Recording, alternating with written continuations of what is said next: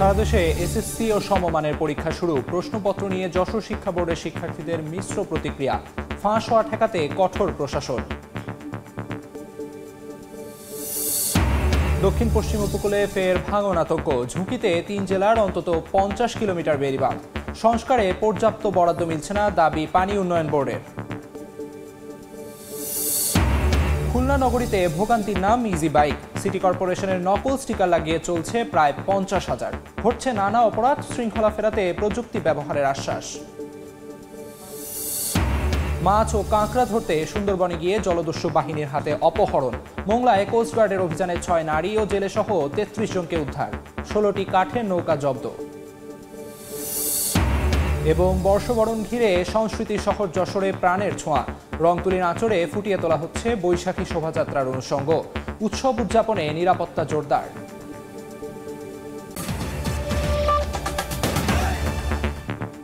আমন্ত্রণ সময় সংবাদের নিয়মিত আয়োজন বিভাগীয় সময়। থাকছি সপ্তাহের ৭ দিন ভিন্ন ভিন্ন বিভাগের সংবাদ নিয়ে। আজ থাকছে খুলনা বিভাগ। সঙ্গে আছি আমি আমিরুল ইসলাম আলিফ। শুরুতেই বিএনপির সমাবেশের খবর। গাজায় ইসরায়েলি গণহত্যার প্রতিবাদ ও ফিলিস্তিনিদের প্রতি সংহতি জানিয়ে সমাবেশ ও র্যালি করছে বিএনপি। এই মুহূর্তে নয়াপল্টনে দলটির কেন্দ্রীয় কার্যালয়ের সামনে আছেন রিপোর্টার হাসান ওয়ালি। সরাসরি চলে যাচ্ছি তার কাছে।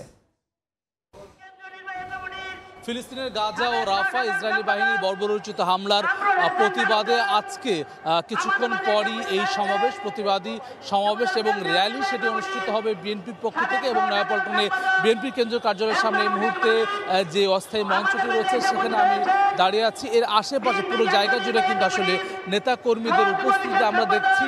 বিকেল ৪টায় এটা আনুষ্ঠানিকভাবে শুরু হওয়ার কথা রয়েছে, কিন্তু ২টার পর থেকে আমরা দেখেছি বিভিন্ন এলাকার বিএনপি এবং সহযোগী সংগঠনের নেতা কর্মীরা, বিভিন্ন অঙ্গ সংগঠনের সহযোগী নেতা কর্মীরা কিন্তু নয়াপল্টনে এসে পৌঁছেছেন। তারা মিছিল যোগে ফিলিস্তিনের পতাকা হাতে নিয়ে এসেছেন এবং ফিলিস্তিনের পক্ষে স্লোগান দিচ্ছেন। আমরা দেখেছি বিএনপি এবং অঙ্গ সহযোগী সংগঠনের পক্ষ থেকে বিভিন্ন আয়োজনের মধ্য দিয়ে ফিলিস্তিনি মানুষের প্রতি যারা নির্যাতিত হচ্ছেন দিনের পর দিন, বছরের পর বছর, তাদের প্রতি সংহতি জানিয়ে বিভিন্ন ধরনের কর্মসূচি করা হচ্ছে। এবং দেশব্যাপী আজকের এই র্যালিটি, সংহতি র্যালিটি অনুষ্ঠিত হবে ঢাকা সহ বিভাগীয় শহরগুলোতেও একই সময়ে এই সংহতি র্যালি অনুষ্ঠিত হবে। আমরা এই মুহূর্তে দেখছি যে ড্যাবের একটি প্রতিবাদ সংহতি র্যালি, আর যারা অংশ নেবেন তারা মিছিল সহযোগে এই একেবারে নয়াপল্টনে যে মঞ্চটি রয়েছে তার সামনে এসে হাজির হয়েছেন। এছাড়াও রমনা থানা, কলাবাগান থানা সহ রাজধানীর বিভিন্ন ইউনিটের নেতা কর্মীরা কিন্তু এসে এরই মধ্যে এসে পৌঁছেছেন। আজকের মঞ্চে শুরুতে র্যালি পূর্বে সংক্ষিপ্ত যে বিক্ষোভ সমাবেশ, প্রতিবাদ সমাবেশ, সেখানে বিএনপির স্থায়ী কমিটির সদস্যরা বক্তব্য রাখবেন। এরপরে র্যালিটি নাইটেঙ্গেল মোড় হয়ে শান্তিনগর মোড় হয়ে মালিবাগ হয়ে মগবাজার একেবারে বাংলা মোটরে যে শেষ হবে। এবং এই র্যালির মধ্য দিয়ে বিশ্ব দরবারে আসলে বিএনপি বার্তা দিতে চায়, বিএনপি নেতাকর্মী যারা রয়েছেন, যে বাংলাদেশ মুসলিমের পক্ষ রয়েছে, বাংলাদেশ নির্যাতিত নিপীড়িত যে ফিলিস্তিনি মানুষ রয়েছেন, যাদেরকে দীর্ঘদিন ধরে আসলে গণহত্যা চালানো হচ্ছে, যাদের উপরে এখন পর্যন্ত ৫০,০০০-এর বেশি মানুষকে, নারী শিশু সহ তাদেরকে হত্যা করা হয়েছে, নির্বিচারে হত্যা করা হচ্ছে, তাদের পক্ষে বাংলাদেশ রয়েছে এবং বিএনপি সহ অন্যান্য সহযোগী সংগঠন তারা তাদের পাশে রয়েছে, ফিলিস্তিনি মানুষদের পাশে রয়েছে, সেই বার্তা কিন্তু আসলে দিতে চান। একই সঙ্গে এখানে যারা এসেছেন আগত নেতাকর্মীরা, তাদের দাবি আন্তর্জাতিক সংস্থা, জাতিসংঘ সহ অন্যান্যরা যাতে উদ্যোগী হয়ে এই গণহত্যা বন্ধে যাতে করে তৎপর হয়, সেই দাবি কিন্তু আজকের এই র্যালিতে যারা অংশ নিয়েছেন তারা করছেন। সরাসরি নয়াপল্টনে বিএনপির দলীয় কার্যালয়ের সামনে থেকে সংহতি র্যালির খবর জানাচ্ছিলেন সহকর্মী হাসান ওয়ালি। শান্তিপূর্ণ পরিবেশে যশোর শিক্ষা বোর্ড সহ সারা দেশে অনুষ্ঠিত হয়েছে এসএসসি ও সমমানের প্রথম দিনের পরীক্ষা। আন্দোলন ধর্মঘটে দীর্ঘদিন শিক্ষা প্রতিষ্ঠান বন্ধ থাকলেও ভালো প্রস্তুতি থাকায় পরীক্ষায় কোনো প্রভাব পড়েনি বলে জানায় শিক্ষার্থীরা। এদিকে কয়েকটি জেলায় বৃষ্টি বিড়ম্বনায় পড়তে হয় পরীক্ষার্থী ও অভিভাবকদের। পরীক্ষা ভালো হওয়ায় হাসি মুখে কেন্দ্র থেকে বের হয় শিক্ষার্থীরা। জানায় জীবনে প্রথম পাবলিক পরীক্ষার অভিজ্ঞতা। পরীক্ষার হলে এসে অনেক ভয় করতেছিল, দেন প্রশ্ন পেয়ে তারপরে আস্তে আস্তে ভয় কেটে গেছে। কোশ্চেন খুবই সহজ ছিল আর মনে হয় ইনশাআল্লাহ ভালো রেজাল্ট হবে। এমসিকিউ আমাদের জন্য একটা হার্ড হয়েছে, আরো পড়লে আরো ভালো হইতো। প্রস্তুতি ভালো ছিল, পরীক্ষাও মোটামুটি ভালো হয়েছে। বৃহস্পতিবার ঢাকার পাশাপাশি দেশের আরও 8টি শিক্ষা বোর্ড, মাদ্রাসা ও কারিগরি বোর্ডে একযোগে শুরু হয় এসএসসি ও সমমানের পরীক্ষা। প্রবেশপত্র দেখে নির্ধারিত সময়ের আগেই কেন্দ্রের সামনে ভিড় করেন শিক্ষার্থীরা। এবার সারা দেশে 19,28,970 জন শিক্ষার্থী এসএসসি ও সমমান পরীক্ষায় অংশ নিয়েছেন, যা গত বছরের চেয়ে 1 লাখ কম। এর মধ্যে যশোর শিক্ষা বোর্ডে অংশ নিচ্ছে 1,41,064 জন পরীক্ষার্থী। এছাড়া মাদ্রাসা বোর্ডের অধীনে 2,94,726 জন এবং কারিগরি বোর্ডে 1,43,313 জন পরীক্ষায় অংশ নিয়েছেন। আন্দোলন সহ নানা কর্মসূচিতে দীর্ঘদিন শিক্ষা প্রতিষ্ঠান বন্ধ থাকলেও পরীক্ষায় এর প্রভাব পড়েনি বলে জানায় শিক্ষার্থীরা। আন্দোলনের কারণে একটু গ্যাপ গেছিল, সবার স্কুল বন্ধ ছিল। যে প্রিপারেশন নিয়েছিলাম সেই তুলনামূলক প্রশ্ন সহজ আসছে। কেন্দ্রের নিরাপত্তা ও প্রশ্ন ফাঁস রোধে সব ধরনের ব্যবস্থা নেওয়া হয়েছে বলে জানিয়েছে কর্তৃপক্ষ। নকলমুক্ত পরিবেশে পরীক্ষা নেওয়ার জন্য যে সার্বিক প্রচেষ্টা এবং সেটা আমরা সফল। এদিকে সুষ্ঠু পরিবেশে পরীক্ষা গ্রহণের লক্ষ্যে 10 এপ্রিল থেকে 13 মে পর্যন্ত দেশের সব ধরনের কোচিং সেন্টার বন্ধ রাখার নির্দেশ দিয়েছে সরকার। সর্দার মোহাম্মদ আরিফ, সময় সংবাদ। আবারও বেড়িবাঁধ ভাঙন আতঙ্ক দক্ষিণ পশ্চিমাঞ্চলের উপকূলীয় এলাকায়। এরই মধ্যে বিভিন্ন স্থানে নতুন করে দেখা দিয়েছে ভাঙন। এছাড়া অধিক ঝুঁকিপূর্ণ অবস্থায় রয়েছে 3 জেলায় অন্তত 50 কিলোমিটার বাঁধ। তবে পানি উন্নয়ন বোর্ডের অজুহাত অর্থ ছাড়ের সীমাবদ্ধতা। নিয়ামুল হোসেন কোচির ছবিতে আব্দুল্লাহ আল মামুন রুবেলের রিপোর্ট।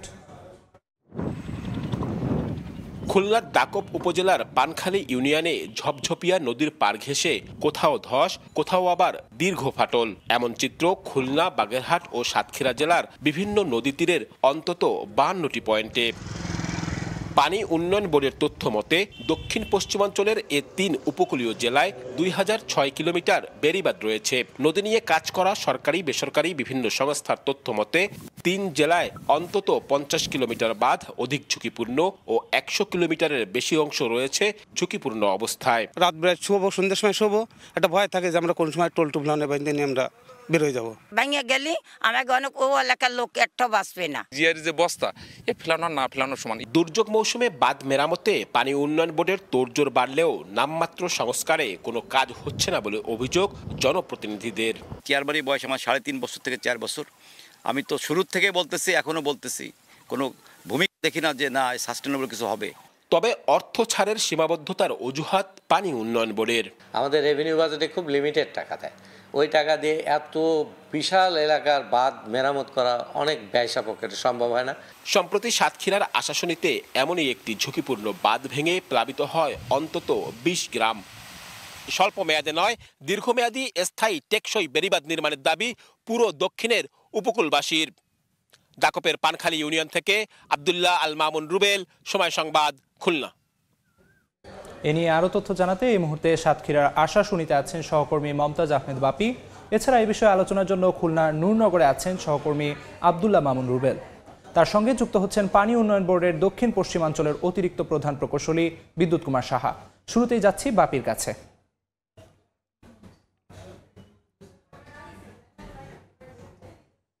আধা কিলোমিটার পূর্ব দিকেই রয়েছে ঝুঁকিপূর্ণ ভেড়িবাঁধ।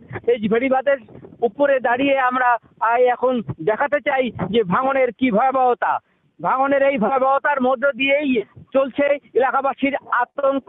এলাকাবাসী বলতে চায় তাদের এই নদী গর্ভে 4টি বাড়ি ভেঙে নদী গর্ভে চলে গেছে। এখন যেটুকু আছে, যদি এই ভেড়িবাঁধ ভেঙে যায়, আগামী সামনে 4 দিন করে একটি পূর্ণিমার গণ আছে, সেই পূর্ণিমার গণে যদি ভেঙে যায় তাহলে তা আবারও সর্বস্ব হারিয়ে ভেসে যাবে, প্লাবিত হবে সর্বস্ব। এই প্লাবনের হাত থেকে বাঁচতে তারা বারবার এই পানি উন্নয়ন বোর্ডের কাছে দাবি করেছে যে টেকসই ভেড়িবাঁধের। যদিও পানি উন্নয়ন বোর্ড এখানে জিও ব্যাগ ফেলার ব্যবস্থা নিয়েছে, কিছু কিছু জায়গায় পড়ছে, কিন্তু এই জোয়ারের মধ্যে যদি সম্পূর্ণভাবে মেরামত না হয় তাহলে এই ভেড়িবাঁধের অবস্থা করুণ দশা হয়ে দাঁড়াবে তাদের জীবনের জন্য। এ ব্যাপারে আমরা পানি সম্পদ মন্ত্রণালয়ের সচিব নাজমুল আহসান আমাদেরকে জানিয়েছে ইতিমধ্যে সাতক্ষীরার 23টি ঝুঁকিপূর্ণ ভেড়িবাঁধের জায়গা নির্ধারণ করা হয়েছে, যা সামনের বর্ষার আগেই মেরামত করা হবে বলে তিনি আমাদেরকে অবহিত করেছেন এবং এই কাজে কোনো ত্রুটি থাকবে না বলেও তিনি আমাদেরকে জানিয়েছেন। পানি উন্নয়ন বোর্ডও এখানে কাজ করবেন এই বা আশাবাদ ব্যক্ত করেছে গ্রামবাসীর সাথে, কিন্তু গ্রামবাসী আতঙ্ক কাটেনি।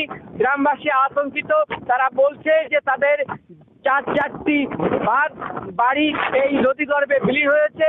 আবারও যদি এই বাঁধ ভেঙে নদীগর্ভে বিলীন হয়, বর্তমানে এই 13 ফুট বেড়িবাঁধের মাত্র 3-4 ফুট বাকি আছে, সবটাই তলিয়ে গেছে এই নদীগর্ভে।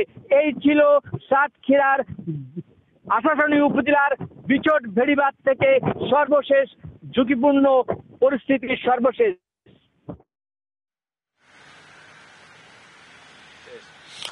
সাতক্ষীরার আশাশুনি থেকে আমাদের সহকর্মী জানাচ্ছিলেন বেড়িবাঁধ ভেঙে যাওয়ার খবর।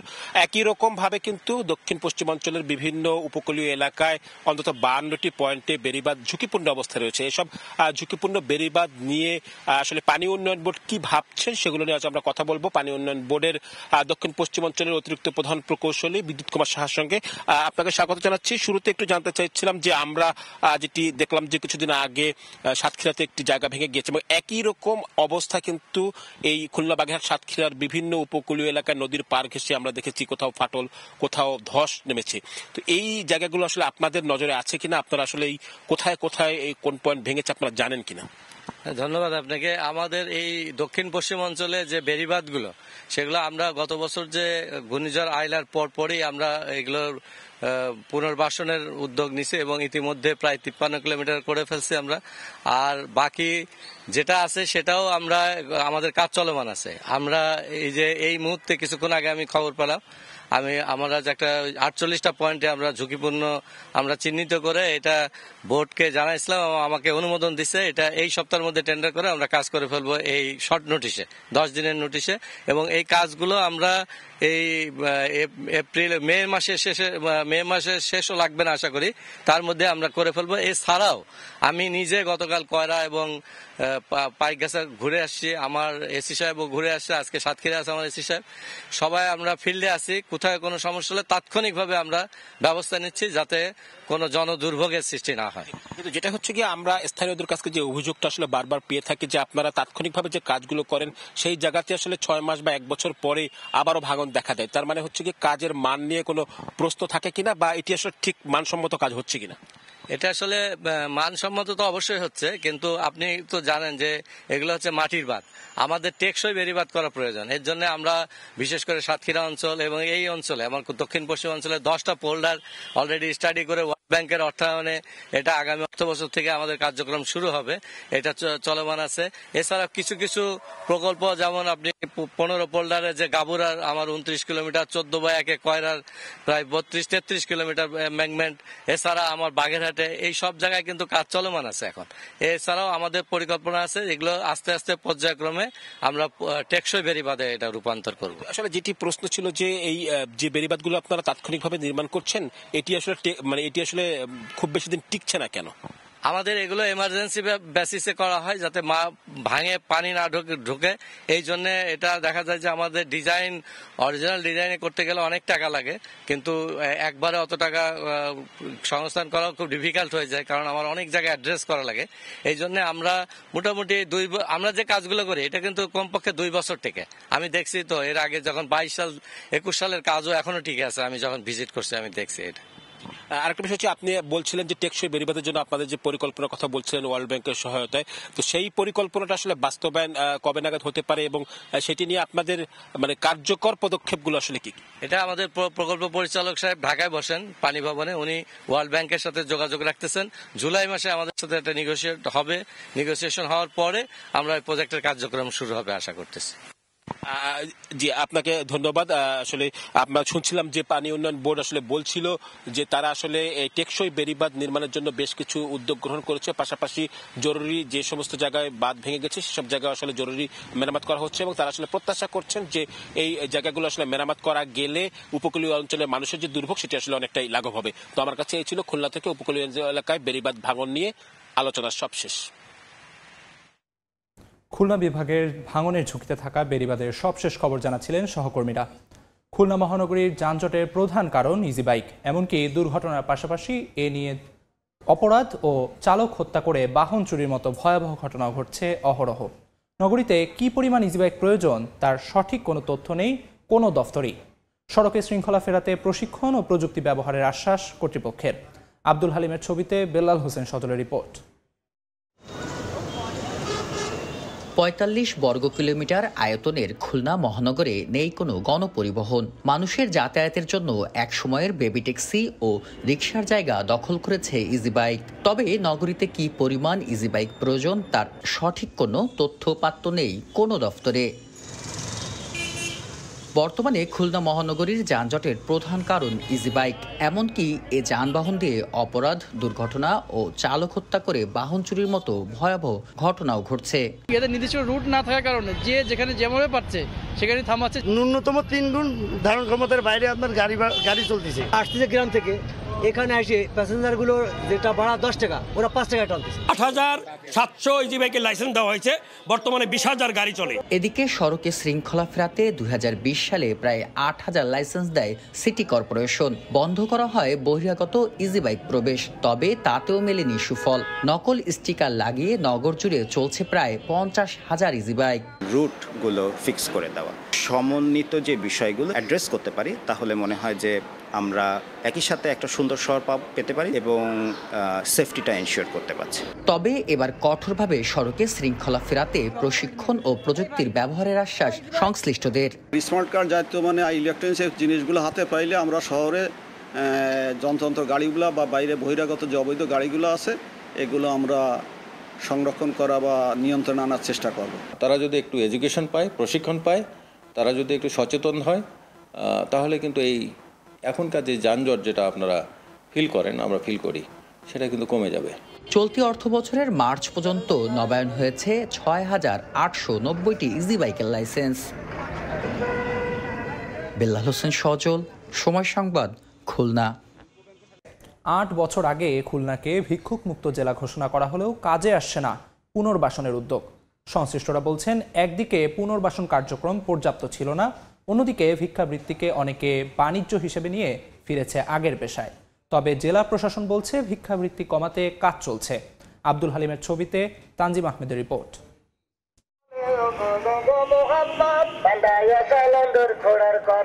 ২০১৭ সালে দেশের প্রথম জেলা হিসেবে খুলনাকে ভিক্ষুকমুক্ত ঘোষণা করেছিল জেলা প্রশাসন। তবে সে ঘোষণা শুধু কাগজেই সীমাবদ্ধ, বাস্তব চিত্র সম্পূর্ণ ভিন্ন। প্রতিনিয়ত নগরীর অলিগলি, পথঘাট, বাস টার্মিনাল, রেল স্টেশন, হাসপাতাল, মার্কেট সহ সর্বত্র হাত পাচ্ছেন অসংখ্য ভিক্ষুক। জেলা প্রশাসনের তথ্যমতে ২০১৬ সালে ৩,৫৯৫ জন ভিক্ষুকের নাম নিবন্ধন করা হয়। পরে তাদের মধ্যে ১,২৭,০০,০০০ টাকার বেশি পুনর্বাসন সামগ্রী বিতরণ করা হয়। তবে অল্প দিনেই জেলার বেশিরভাগ ভিক্ষুক ফিরে গেছেন আগের পেশায়। কর্মে অক্ষমতা আর সহায়তা না পাওয়ায় সংসার চালাতে ভিক্ষা করতে বাধ্য হচ্ছেন বলে দাবি তাদের। কেউ রাগ করে, কেউ গালাগালি করে, এইভাবে দিন যাচ্ছে। আমাকে ৫,০০০ টাকা ঘর ভাড়া দেওয়া লাগে, এই ইনকাম করে ৩০০ টাকা ৪০০ টাকা, এতে তো হয় না। আগে রিক্সা চালাতাম, এখন বাধ্য, এখন আমার এই অবস্থায় চলতে হচ্ছে। সুবিধা সুযোগ পাইতে আমি কাজ করতে রাজি না। নাগরিক সমাজের প্রতিনিধিরা বলছেন, ভিক্ষাবৃত্তিকে অনেকে বাণিজ্য হিসেবে নিয়ে ফিরেছে আগের পেশায়। ভিক্ষুকদের আইনের আওতায় এনে তাদের পুনর্বাসন করা বা অন্যান্য যে বিষয়গুলো আছে, আইনও রয়েছে, সেটিতে বাস্তবায়ন না হওয়ার কারণে বলা চলে এক ধরনের যে কর্তৃপক্ষের একটা দায়সারা গোছের একটা উদ্যোগ, এবং সেই উদ্যোগটা নিয়ে সুপরিকল্পিত পরিকল্পনা না থাকার কারণে আসলে সেটি ভেস্তে যায়। জেলা প্রশাসন বলছে, সামাজিক সুরক্ষার আওতায় ভিক্ষুক তথা বেকারত্ব কমাতে কাজ করছেন তারা। উপকারভোগী সিলেকশনের মাধ্যমে যে কর্মসংস্থানের সুযোগ সৃষ্টি করা হচ্ছে, সেটার মনিটরিং জোরদার করা হয়েছে এবং একটা ফলো আপ আমরা আরও বেশি জোরদার করেছি। তার ফলে স্বাভাবিকভাবেই আমরা আশা করছি অচিরেই এই ভিক্ষুক সমস্যা আর সর্বোপরি বেকার সমস্যা নিরসনের ক্ষেত্রে বা কমিয়ে আনার ক্ষেত্রে এটা একটা ইতিবাচক ভূমিকা রাখবে। সমাজসেবা অধিদপ্তরের তথ্য মতে খুলনায় বর্তমানে 4000-এর বেশি ভিক্ষুক রয়েছে। তানজিম আহমেদ, সময় সংবাদ, খুলনা। বাহিনীর হাত থেকে অপহৃত 6 নারী ও জেলে সহ 33 জনকে উদ্ধার করেছে মংলা কোস্টগার্ড। জব্দ করা হয়েছে 16টি কাঠের নৌকা। কোস্টগার্ড জানায় বুধবার সকালে বন অফিস থেকে পাস পারমিট নিয়ে মাছ ও কাঁকড়া ধরতে সুন্দরবন যান ভুক্তভোগীরা। দুপুরে জলদস্যু করিম শরীফ বাহিনী তাদের মুক্তিপণের জন্য অপহরণ করে। জনপ্রতি 10,000 টাকা দাবি করে দস্যুরা। খবর পেয়ে সন্ধ্যায় খড়খড়ি নদীর মাল্লাখালী এলাকায় অভিযান শুরু করে কোস্টগার্ড। উপস্থিতি টের পেয়ে দস্যুরা ফাঁকা গুলি ছুঁড়ে বনের গহীনে পালিয়ে যায়। পরে আস্তানা থেকে অপহৃত 6 নারী ও জেলে সহ 33 জনকে উদ্ধার করা হয়।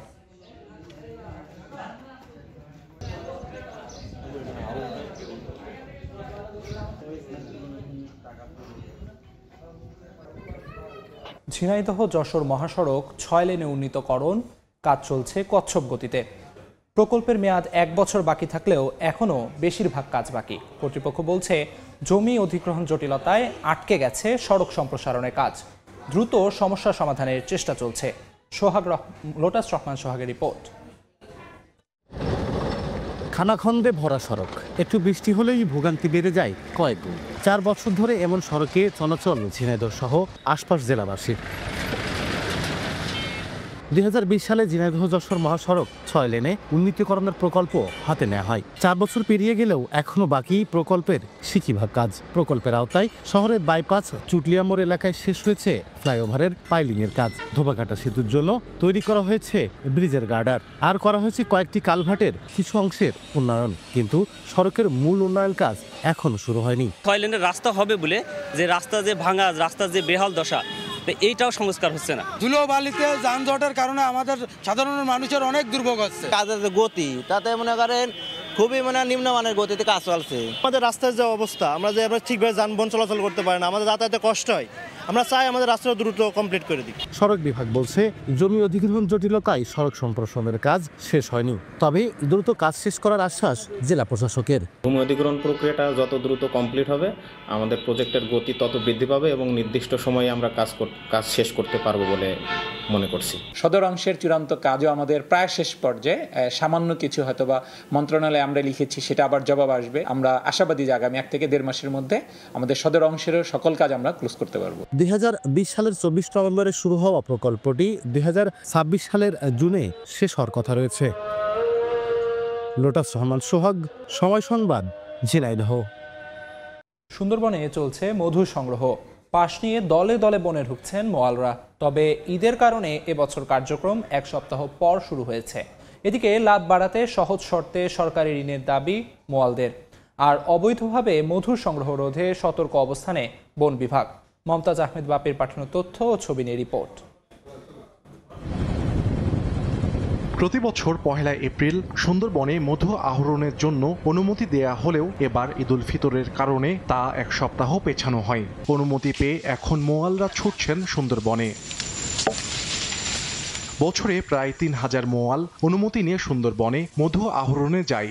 আহরণ করা মধু অর্ধেক দামে বিক্রি করতে হয় ঋণ দেয়া মহাজনদের কাছে। খলসি আছে, গরান আছে, আবার আস্তে আস্তে বিভিন্ন ফুলের মধু আসবে। বিশাল বহুত শাক পাওয়া যায়, তাহলে ধরেন 20 মন হয় অনেক সময়। মহাজনেরা কাটে 14,000 15,000 টাকা মন। জঙ্গল যাতে কুমিরের ভয়, বাঘের ভয়, সন্ত্রাসী ডাকাতের ভয়, এর ভিতর দিয়ে আমরা ইনকাম করি। সরকার আমাদের যদি কিছু ঋণ পাতি দেয়, দিলি দেখা যায় হাতে মহাজন পায় হাতে 20,000, আর সরকারের নেয় 5,000 কম দিয়ে টাকাটা আমরা উসুল করে তুলি দিলাম, পুঁতি খাবে। মধুর দাদন দিছি একটা নৌকার 4,05,000। গত বছর 20,000 টা মনে, এবছর ওই রকম 22-23 এরকমই দাঁড়াবে। ভরা মৌসুমে অবৈধভাবে মধু সংগ্রহ রোধে সতর্ক আছে বন বিভাগ। অবৈধভাবে যারা মধু আহরণ করে সেই ব্যাপারে আমাদের নজরদারি আছে এবং কঠোরভাবে টহল করা হচ্ছে। বন বিভাগের দেয়া তথ্য মতে সাতক্ষীরা রেঞ্জ থেকে এবছর 1500 কুইন্টাল মধু ও 400 কুইন্টাল মোম আহরণের লক্ষ্যমাত্রা নির্ধারণ করা হয়েছে। সময় সংবাদ, সাতক্ষীরা। সময় আরেকবার। যশোরে রং তুলির আঁচড়ে চলছে পহেলা বৈশাখের প্রস্তুতি। ফুটিয়ে তোলা হচ্ছে মঙ্গল শোভাযাত্রার বিভিন্ন অনুষঙ্গ। বর্ষবরণে থাকছে ঐতিহ্যবাহী লোকজ অনুষ্ঠান। উৎসব উদযাপনে নিরাপত্তা নিশ্চিতে প্রস্তুত আইন শৃঙ্খলা বাহিনীর সদস্যরাও। আবুল কালাম আজাদের ছবি ও জুয়েল মৃধার তথ্য নিয়ে রিপোর্ট। 3 দিন পরে বরণ করা হবে বাংলা নতুন বছর। এজন্য চলছে জোর প্রস্তুতি। তৈরি করা হচ্ছে পুতুল, পাখি, মুখোশ সহ নানা অনুষঙ্গ। বাংলা নববর্ষ বরণের সুদীর্ঘ ইতিহাস রয়েছে মঙ্গল শোভাযাত্রার সূতিকাগার সাংস্কৃতিক তীর্থপীঠ যশোরে। ঐতিহ্যের ধারাবাহিকতায় প্রতি বছরের ন্যায় বিভিন্ন সাংস্কৃতিক সংগঠন বাংলা বর্ষ বরণে নানা আয়োজন রাখে, আর সে লক্ষ্যেই চলছে সব প্রস্তুতি। যত্নে রাখি এ ধরনের এই থিমের উপরে নির্ভর করে আমরা এবারে শোভাযাত্রার সামগ্রিক প্রস্তুতি গ্রহণ করেছি। সমস্ত নৃগোষ্ঠীর জাতি উপজাতীয় সবাইকে সবার কৃষ্টিকে আদরে গ্রহণ করার। এবারের বৈশাখ উদযাপনকে নির্বিঘ্ন করতে সব ধরনের নিরাপত্তা ব্যবস্থা গ্রহণ করা হয়েছে বলে জানিয়েছেন জেলা প্রশাসক। সুন্দর পরিবেশে অত্যন্ত যেটা আমরা বলছি যে ইনক্লুসিভ ভাবে সকল ধর্মমতের মানুষ যেন এখানে সম্মিলিতভাবে অংশগ্রহণ করতে পারে, সে ব্যাপারে আমাদের প্রস্তুতি রয়েছে। সাংস্কৃতিক অনুষ্ঠানের পাশাপাশি বর্ষবরণ উপলক্ষে যশোরের সাংস্কৃতিক সংগঠনগুলো তাদের কার্যালয় চত্বরে মিষ্টি মুখের আয়োজন রেখেছে। সময় সংবাদ, যশোর। বিভাগীয় সময় আরেকবার। বিনিয়োগ সম্মেলনের সমাপনী দিনের কার্যক্রম নিয়ে হোটেল ইন্টারকন্টিনেন্টালে সংবাদ সম্মেলন করছে আয়োজক সংস্থা বিডা। সরাসরি চলে যাচ্ছি সেখানে। খুবই অলরাউন্ডেড একটি আমাদের লাইন আপ ছিল টেক্সটাইলসে, ডিজিটাল ইকোনমিতে অ্যান্ড ফাইন্যান্সিয়াল, যারা চাইনিজ এবং one of the largest investors. আপনারা জানেন আমাদের বিকাশে ওদের একসময় আমাদের কিছু ইনভেস্টমেন্ট রয়েছে, তো ওরা ছিল এখানে। মেটা থেকে লোক ছিল, গ্রামীণফোন বা টেলিনর থেকে লোক ছিল, এবং এর বাইরেও আসলে রেগুলেটর থেকে আমাদের special assistant to chief adviser Faiyaz Tayeb ভাই, উনিও ছিলেন। তো এই ছিল আমাদের মোটামুটি হেডলাইনার মানুষজন যারা সকালের সেশনে ছিলেন। বিকালের সেশনগুলোতেও আসলে আমাদের এরকমই একটি মোটামুটি অলরাউন্ডেড একটি প্যানেল আর কি এই সেক্টরের যে তিনটা জিনিস বললাম সেগুলো নিয়ে হাইলাইট করছেন। তো এই হচ্ছে আমাদের আজকের দিনের প্ল্যান, যদি আমি মোটা দাগে বলি। এর বাইরে যদি আমার সহকর্মীরা কিছু বলতে চায়, তারপর আসলে আমরা মনে হয় আপনাদের যদি আমার প্রশ্ন থাকে মানিয়ে নিতে পারি। জি, থ্যাংক ইউ, ধন্যবাদ। মোটামুটি আপনি সবই কভার করে ফেলেছেন। ডিজিটাল ইকোনমিক যে সেশনটা ছিল সেখানে আমাদের ব্যাংকিং সেক্টর কি করে ডিজিটালাইজেশনটা বাড়ানো যায় সেই বিষয়ে আলাপ হয়েছে। আর একটা বড় ইস্যু নিয়ে আলাপ হয়েছে, সেটা হচ্ছে আমাদের সেমিকন্ডাক্টর বিজনেস, যেটা এখন পর্যন্ত তো আমরা ডিজাইন ফেজে আছি। ডিজাইন ফেজ থেকে টেস্টিং ফেজে যেতে গেলে আমাদের কি করতে হবে এটার উপর গুরুত্ব আরোপ করা হয়েছে। টেক্সটাইল সেক্টরে ইহাকসাং যে বিষয়টার উপর গুরুত্ব আরোপ করেছেন সেটা হচ্ছে যে তারা ব্যবসা করতে চান, আরো বিনিয়োগ বাড়াতে চান, কিন্তু সেজন্য ব্যবসার যে পরিবেশটা সেটা আরো উন্নত করতে হবে। বিশেষ করে আমাদের ক্রস বর্ডার ট্রেড, যেটা কাস্টমস এন্ড পোর্ট ফ্যাসিলিটি, এইটা যাতে আরেকটু সহজ করা যায়, এটার জন্য যেন ব্যবসাতে কোনো প্রতিবন্ধক না হয়, এটার বিষয়ে উনি জোর দিয়েছেন। হেলথ কেয়ার এবং অ্যাগ্রো নিয়ে এখন সেশন চলছে। হেলথ কেয়ারে যেটা প্রচুর বিনিয়োগকারী এখন এসেছেন, ওনারা মূলত এপিআই এবং নতুন ভ্যাকসিন তৈরি বা অ্যাডভান্স মেডিকেল যে ইস্যুগুলো আছে সেগুলোর উপর তারা যোগ দিচ্ছেন, বিনিয়োগে আগ্রহ দেখাচ্ছেন। আয়েদুর কথাটা নাহিয়ান ভাই বলেছেন। তবে এই যে সেশনগুলো হয়েছে, সেশনের বাইরে এই সামিটের নতুন যেটা আমরা বিডার পক্ষ থেকে করেছি, সেটা আপনারা জানেন যে দোতলায় প্রায় 10টা রুমে সরকারি যে সমস্ত সংস্থাগুলো ছিল, বিটা, বেজা, বিদ্যুৎ বিভাগ, department of environment, NBR, Bangladesh bank, প্রত্যেকের জন্য আলাদা করে একটা রুম ছিল, এবং বিনিয়োগকারীরা যারা এসেছেন যাদের ওই বিষয়ে আলাপ করার ছিল, ওই বিষয়ে কোনো ইস্যু ছিল, তারা সরাসরি শিডিউল অ্যাপয়েন্টমেন্ট করে এই রুমে এসে কথা বলতে পেরেছেন। এইটা আমি মনে করি হোটেল ইন্টারকন্টিনেন্টালে বিনিয়োগ সম্মেলনের সমাপনী দিনের সংবাদ সম্মেলনে সরাসরি যুক্ত ছিলাম। এই ছিল বিভাগীয় সময়। আগামীকাল থাকবো ঢাকা বিভাগের আয়োজন নিয়ে, সঙ্গে থাকুন সময়ের।